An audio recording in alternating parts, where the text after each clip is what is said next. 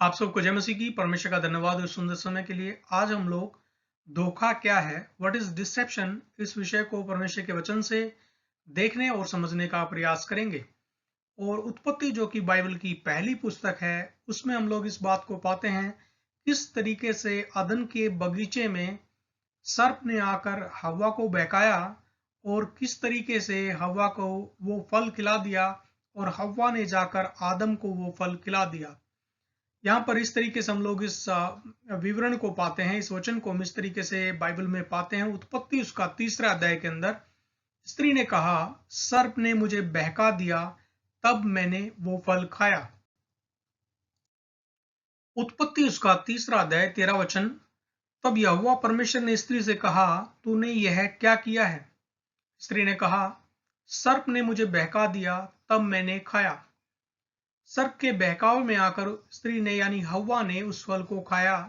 और यहाँ बहका देने का अर्थ है धोखा देना, बहकाना, झूठ बोलना, तोड़ना मरोड़ना, कुमार्ग यानी बुरे मार्ग पर ले जाना, भटका देना, भटकाना, भरमाना, गलत सूचना देना।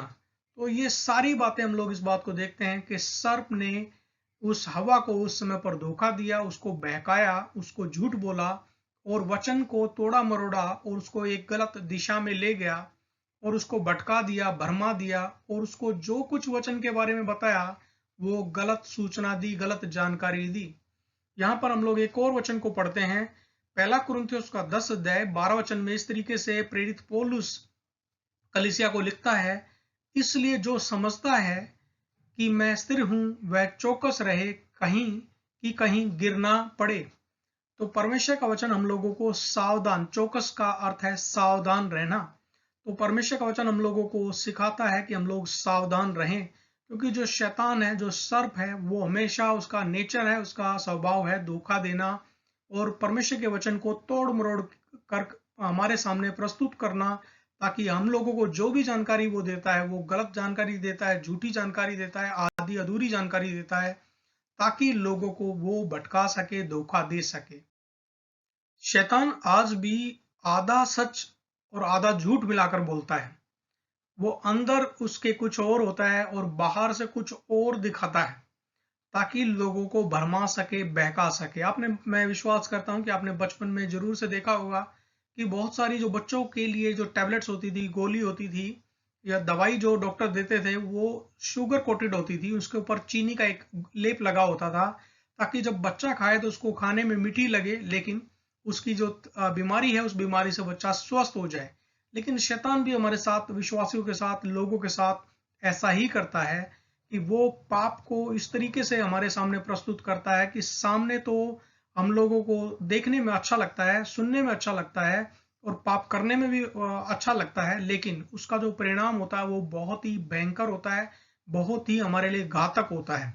तो परिणाम के बारे में वो दिखाता कुछ है, अंदर से कुछ दिखाता है और बाहर से कुछ दिखाता है। तो वो बाहर की बात को ही हमारे सामने प्रस्तुत करता है, लेकिन उसके परिणाम को छुपा कर रखता है। उत्पत्ति उसका 2 अध्याय 16 और 17 वचन में हम लोग परमेश्वर यहोवा ने आदम को एक आज्ञा दी थी, उसके विषय में हम लोग यहाँ पर पढ़ते हैं। 16 वचन में इस तरीके से लिखा है, तब यहोवा परमेश्वर ने आदम को यह आज्ञा दी कि तू वाटिका के सब वृक्षों का फल बिना खटके खा सकता है, पर भले या बुरे के ज्ञान का जो वृक्ष है उसका फल तू कभी न खाना, क्योंकि जिस दिन तू उसका फल खाए उसी दिन अवश्य मर जाएगा। तो यहाँ पर हम लोग इस बात को पाते हैं कि परमेश्वर ने आदम को आज्ञा दी थी कि वो आदम जो है वाटिका के सब वृक्षों का फल बिना खटके खा सकता है, लेकिन भले और या बुरे के ज्ञान का जो वृक्ष है उसका फल तू कभी न खाना, क्योंकि जिस दिन तू उसका फल खाए उसी दिन अवश्य मर जाएगा। उत्पत्ति उसका 3 अध्याय के अंदर हम लोग इस बात को पाते हैं कि परमेश्वर की आज्ञा को तोड़ना, मनुष्य ने यानी आदम और हव्वा ने कैसे परमेश्वर की आज्ञा को तोड़ दिया और मनुष्य का पाप में गिरने के विषय में हम लोग उत्पत्ति 3 अध्याय के अंदर पाते हैं। यहोवा परमेश्वर ने जितने बनेले पशु बनाए थे उन सब में सर्प धूर्त था और उसने स्त्री से कहा, क्या सच है कि परमेश्वर ने कहा कि तुम इस वाटिका के किसी वृक्ष का फल न खाना। तो सबसे पहले उसने एक सवाल हव्वा से पूछा, क्या सच है कि परमेश्वर ने कहा तुम इस वाटिका के किसी वृक्ष का फल न खाना? स्त्री ने सर्प से कहा, इस वाटिका के वृक्षों के फल हम खा सकते हैं, पर जो वृक्ष वाटिका के बीच में है उसके फल के विषय में परमेश्वर ने कहा है कि ना तो तुम उसको खाना, ना उसको छूना, नहीं तो मर जाओगे। तब सर्प ने स्त्री से कहा, तुम निश्चय न मरोगे, वरन परमेश्वर आप जानता है कि जिस दिन तुम उसका फल खाओगे उसी दिन तुम्हारी आंखें खुल जाएंगी और तुम भले बुरे का ज्ञान पाकर परमेश्वर के तुल्य हो जाओगे। सो जब स्त्री ने देखा कि उस वृक्ष का फल खाने में अच्छा और देखने में मन भाऊ और बुद्धि देने के लिए चाहने योग्य भी है, तब उसने उसमें से तोड़कर खाया और अपने पति को भी दिया और उसने भी खाया। तब उन दोनों की आंखें खुल गई और उनको मालूम हुआ कि वे नंगे हैं। सो उन्होंने अंजीर के पत्ते जोड़ जोड़ कर लंगोट बना लिए। तब यहोवा परमेश्वर जो दिन के ठंडे समय वाटिका में फिरता था, उसका शब्द उनको सुनाई दिया। तब आदम और उसकी पत्नी वाटिका के वृक्षों के बीच में यहोवा परमेश्वर से छिप गए। तो यहाँ पर हम लोग इस बात को पाते हैं कि किस रीति से शैतान ने सर्प के रूप में हव्वा को भरमा दिया, कैसे उसको धोखा दिया। झूठ का परिणाम क्या हुआ? यहाँ पर जब सर्प ने हव्वा से सवाल पूछा, क्या सच है कि परमेश्वर ने कहा कि तुम इस वाटिका के किसी वृक्ष का फल न खाना, तो उसने परमेश्वर की जो सिद्ध योजना जो है आदम और हव्वा के लिए थी, उनको आदम की वाटिका में रखा था और उनके पास अधिकार था। जितने जीव जंतु थे वो सब उनकी अथॉरिटी में, उनके अधिकार के नीचे थे। तो परमेश्वर की योजना के ऊपर यहाँ पर सर्प के द्वारा शैतान ने हव्वा के मन में एक संदेह को उत्पन्न कर दिया। तब सर्प ने स्त्री से कहा, तुम निश्चय न मरोगे। और जैसा कि हम लोग उत्पत्ति उसका दूसरा अध्याय में हम लोगों ने पहले से देखा कि परमेश्वर ने आदम को पहले से बता दिया था कि जिस दिन तुम उस फल को खा लोगे उसी दिन निश्चय मर जाओगे। यहाँ पर हम लोग इस बात को देखते हैं कि शारीरिक रूप से तो वो दोनों उस समय पर जीवित थे, लेकिन आत्मिक रूप से परमेश्वर के साथ उनका संबंध टूट गया। आत्मिक मृत्यु उनके जीवन में आ गई और बाद में शारीरिक मृत्यु भी उनके जीवन में आ गई। दोनों की आंखें खुल गई और उनको मालूम हुआ कि वे नंगे हैं। परमेश्वर की महिमा से उनको परमेश्वर ने ढक कर रखा था, अब परमेश्वर की महिमा उनके ऊपर से उठ गई थी। सर्प ने कहा, तुम परमेश्वर के तुल्य हो जाओगे। और यहाँ पर हम लोग इस बात को देखते हैं, जब परमेश्वर ने आदम और हव्वा को बनाया तो परमेश्वर ने उनको अपने ही स्वरूप में बनाया था। मनुष्य परमेश्वर के स्वरूप में बनाया गया था, लेकिन पाप के कारण, आज्ञा उल्लंघन के कारण उसका स्वरूप बिगड़ गया और उसके पास से जो अधिकार था वो अधिकार भी चला गया और वो अपने जो उसका स्तर था उस स्तर से भी नीचे गिर गया।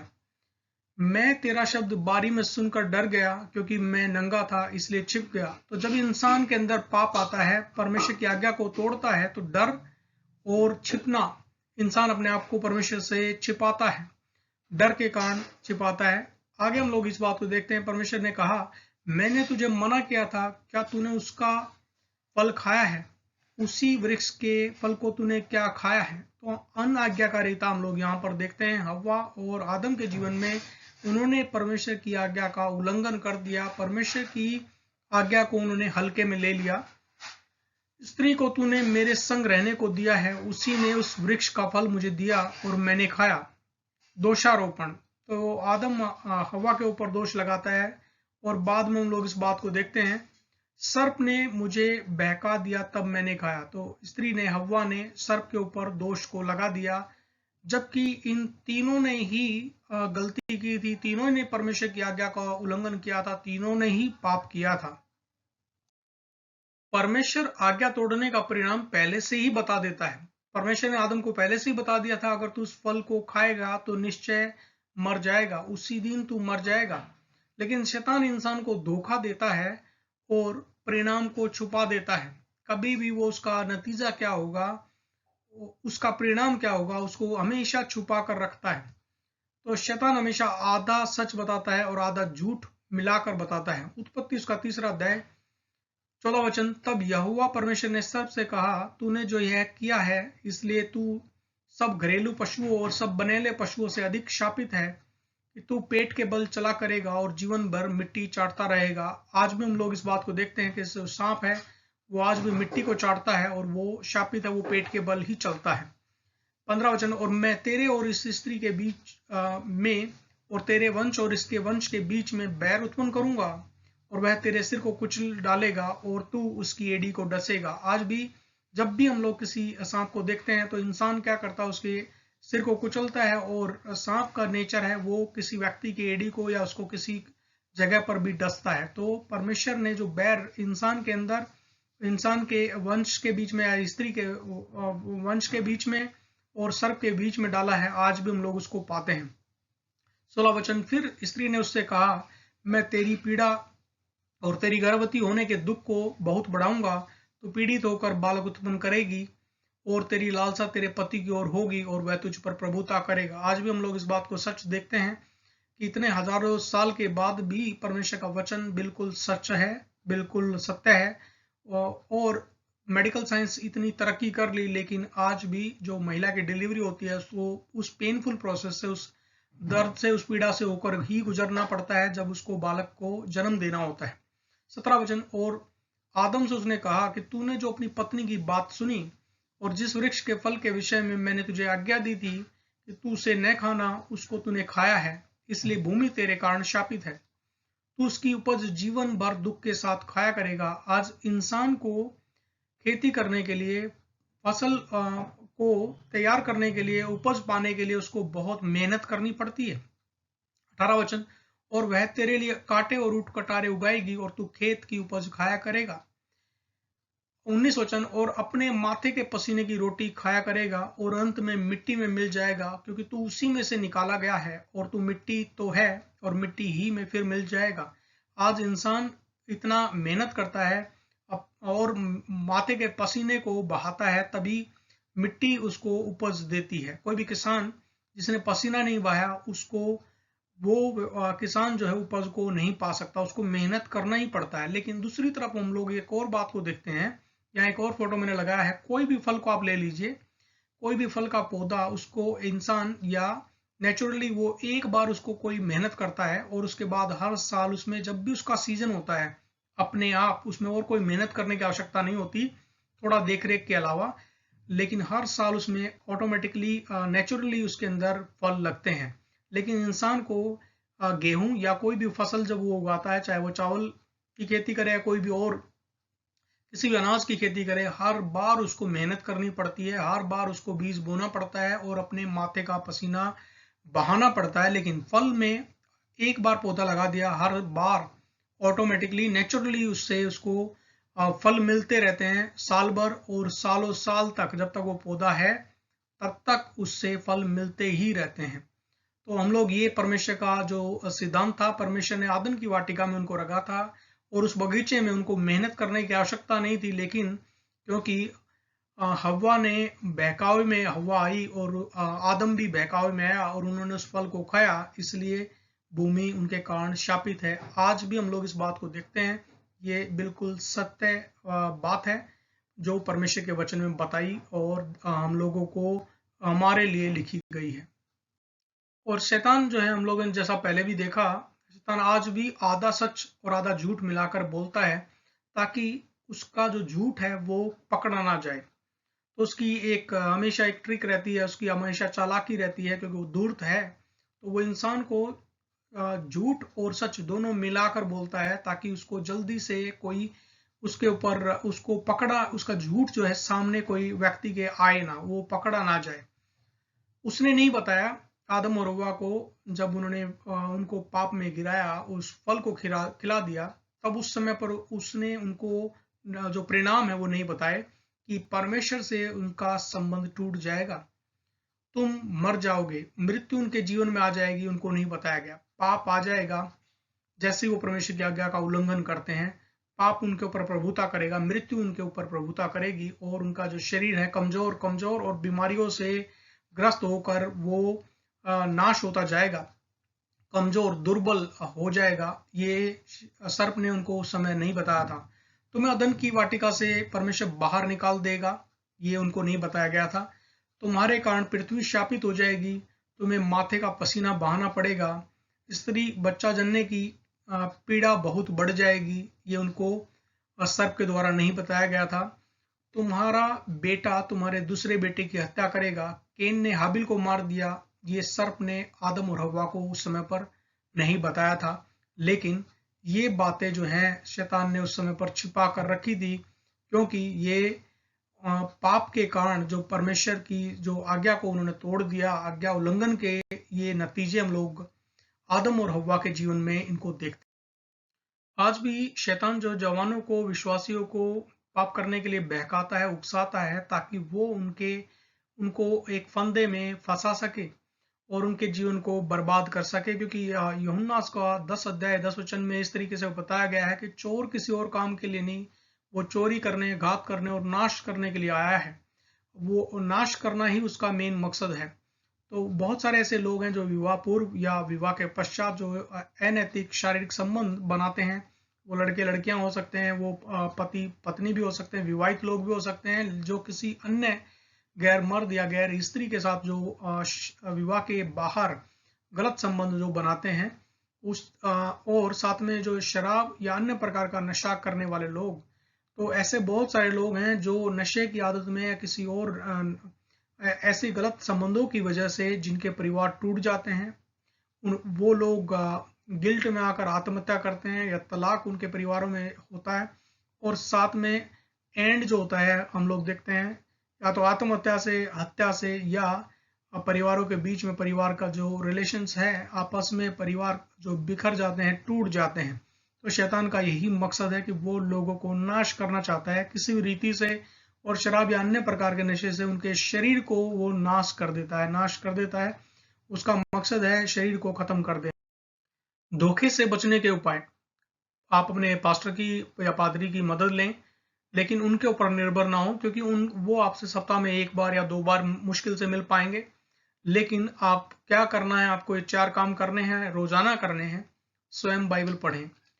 बाइबल पढ़ना इसलिए जरूरी है क्योंकि वचन यीशु मसीह है और वचन के अंदर जीवन है। तो बाइबल हमें ये बात बताती है कि परमेश्वर का वचन हमारे मार्ग में दीपक के समान है, और यीशु मसीह ने कहा मार्ग, सत्य और जीवन मैं ही हूँ।